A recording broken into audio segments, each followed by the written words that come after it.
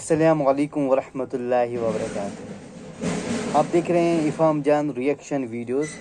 آج ہم بات کریں گے چیٹ جی پی ٹی کے بارے میں۔ جب چیٹ جی پی ٹی پہ پوچھا گیا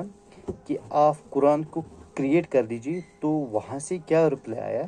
جبکہ قرآن کو کریٹ کیا ہے اللہ نے اور اس کے علاوہ قرآن کو کوئی کریٹ ہی نہیں کر سکتا ہے۔ جب یہی question chat G P T پہ پوچھا گیا، ایک یوٹیوبر نے پوچھا، تو وہاں سے چیٹ جی پی ٹی کا جو رپلائی آیا ہے تو آپ سن کر حیران ہو جاؤ گے۔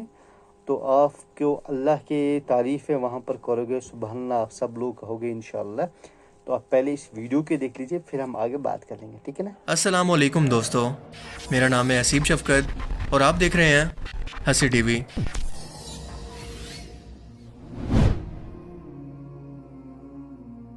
قرآن کریم میں اللہ تعالیٰ نے واضح طور پر انسانیت اور جنات یعنی دو ایسی مخلوقات جو کہ شعور، عقل اور اپنی مرضی رکھتی ہیں،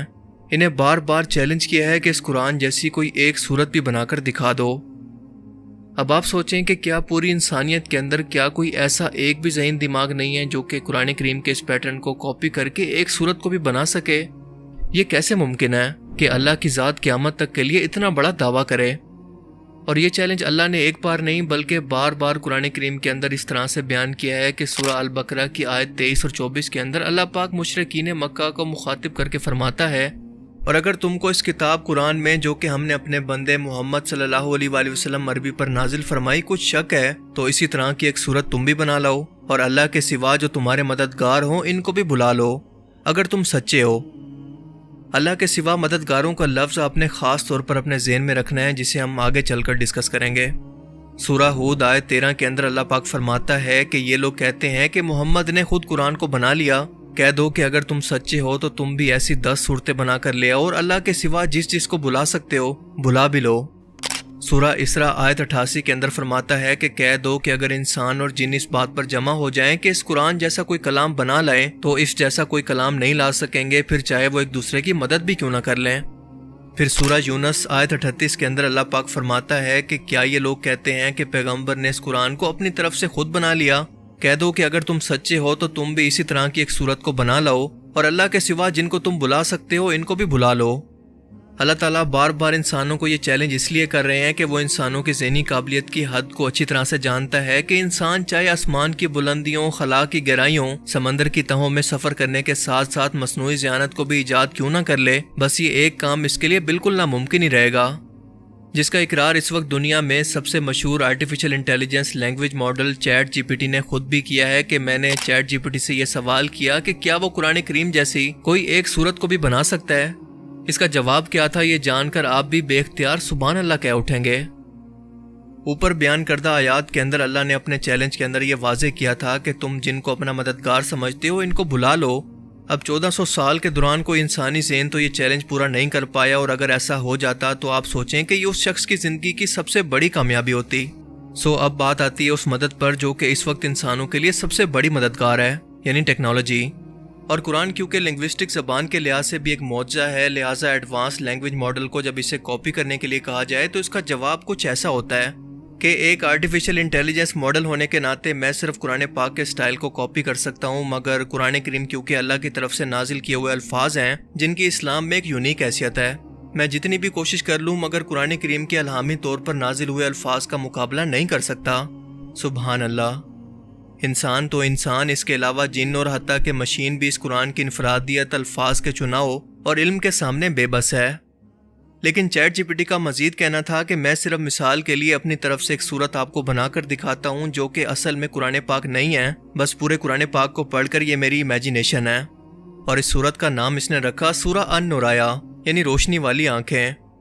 اور یہ آیات کچھ اس طرح سے تھی کہ ہدایت کی روشنی آسمان سے نازل ہوتی ہے، دلوں کو عقل اور حقیقت سے روشن کرتی ہے، اللہ کی باتیں سب سے اوپر موجود چمکتی ہوئی روشنی ہے جو کہ گہری راتوں کے اندر بھٹکنے والوں کو ہدایت دیتی ہے۔ اس کتاب کے اندر صاف نشانیاں ہیں ان لوگوں کے لیے جو کہ علم حاصل کرنا چاہتے ہیں۔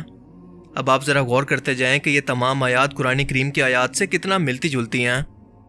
اس نے مزید آگے لکھا کہ یہ ہدایت کی راہوں کو واضح کرتی ہے ایسے لوگوں کے لیے جو صاف دل والے ہیں اور صحیح عقیدے کی تلاش میں ہیں۔